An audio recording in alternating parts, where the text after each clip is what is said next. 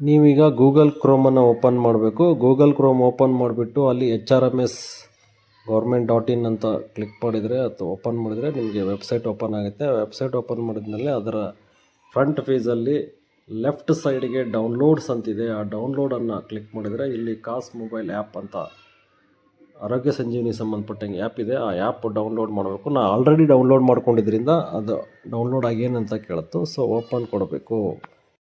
ಈಗ app download ಆದಮೇಲೆ ನೀವು ನಿಮ್ಮ KZID ನಂಬರನ್ನು ಹಾಕಿಬಿಟ್ಟು ಲಾಗಿನ್ ಆಗಬೇಕಾಗುತ್ತೆ.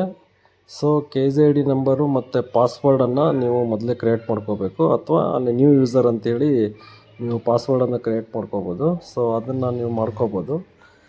ಆಮೇಲೆ ಅಲ್ಲಿ ಕ್ಯಾಪ್ಚಾ ಏನು ಬಂದಿರುತ್ತೆ ಆ ಕ್ಯಾಪ್ಚಾನ ಆದಷ್ಟು ಬೇಗ ಅದನ್ನು ಟೈಪ್ ಮಾಡಿ ಎಂಟ್ರಿ ಮಾಡಬೇಕು. ಅದನ್ನು ವೆರಿಫೈ ಕೊಡಬೇಕು. ಅದು ವೆರಿಫೈ ಆದಮೇಲೆ ನಿಮಗೆ ಗೆಟ್ OTP ಅಂಥೇಳಿ ಆಪ್ಷನ್ ಬರುತ್ತೆ. ಆ ಗೆಟ್ OTP ಆಪ್ಷನ್ಗೆ ಕ್ಲಿಕ್ ಮಾಡಿದರೆ ನಿಮ್ಮ HRMSಲ್ಲಿ ಆಲ್ರೆಡಿ ರಿಜಿಸ್ಟರ್ಡ್ ಆದಂತಹ ಮೊಬೈಲ್ಗೆ OTP ಬರುತ್ತೆ. ಆ OTPಯನ್ನು ನೀವು ಎಂಟರ್ ಮಾಡಿ ಲಾಗಿನ್ ಆಗಬೇಕು.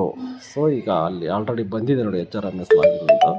ಸೊ ಅದು OTPನ ಎಂಟ್ರಿ ಮಾಡಿಬಿಟ್ಟು ನಾವು ಲಾಗಿನ್ ಆದರೆ ನಮಗೆ ಡಿಪೆಂಡರ್ಸ್ ಡೀಟೇಲ್ಸನ್ನು ಆ್ಯಡ್ ಮಾಡ್ಬೋದು. ಸೊ ಈಗ ನಾನು ಆಲ್ರೆಡಿ ಅಲ್ಲಿ ಡಿಪೆಂಡರ್ಸನ್ನು ನಾನು ಈಗ ಆಲ್ರೆಡಿ ಆ್ಯಡ್ ಮಾಡಿದ್ರಿಂದ ನಿಮಗೆ ಅಲ್ಲಿ 3 ಮೆಂಬರ್ಸ್ದು ಶೋ ಆಗ್ತಾ ಇದೆ. ನೀವು ಅದಕ್ಕೆ ಸಂಬಂಧಪಟ್ಟಂತೆ ಅವ್ರದ್ದು ಫೋಟೋ ಮತ್ತು ಒಂದು ಫಾರಮ್, ಡಿಕ್ಲರೇಷನ್ ಫಾರ್ಮನ್ನೇ ಮೊದಲೇ ಟೋಟಲ್ ಎಲ್ಲರಿಗೂ ಸಂಬಂಧಪಟ್ಟಂಗೆ ಡಿಕ್ಲರೇಷನ್ ಫಾರ್ಮ್ ಇರುತ್ತೆ. ಅದನ್ನೊಂದು ನೀವು 500 KB ಕಡಿಮೆ ಇರುವಂತೆ ಡೌನ್ಲೋಡ್ ಮಾಡಿ ಇಟ್ಕೋಬೇಕು. ಸೊ VIVO ಆಪ್ಷನ್ ಇರುತ್ತೆ, VIVOವನ್ನು ಚೆಕ್ ಮಾಡ್ಕೋಬೋದು. ಈಗ ನಿಮಗೆ ಈ ಡಿಪೆಂಡರ್ಸ್ ಈ ಥರ ಬರುತ್ತೆ. ನಾನು ಡಾಟರು ಅಂತ ಹಾಕಿದೆ. ಈ ಡಾಟರ್ ಹಾಕಿದ್ಮೇಲೆ ಅಲ್ಲಿ ಡೀಟೇಲ್ಸ್ ಎಲ್ಲ ಎಂಟ್ರಿ ಮಾಡ್ತಾ ಹೋಗ್ಬೇಕು. ಆಧಾರ್ ಕಾರ್ಡ್ ಇದ್ದಂಗೆ ಹೆಸರು, date of birth, address, pin code, state, district, email ID. So star mark ಏನು ಕಾಣುತ್ತೆ ರೆಡ್ ಕಲರಲ್ಲಿ, ಅದು ಮ್ಯಾಂಡೇಟರಿ ಆಗಿರುತ್ತೆ. ಅದನ್ನು ನೀವು ಫುಲ್ ಮಾಡಲೇಬೇಕು, ಸ್ಕಿಪ್ ಮಾಡೋಕ್ಕಾಗೋದಿಲ್ಲ.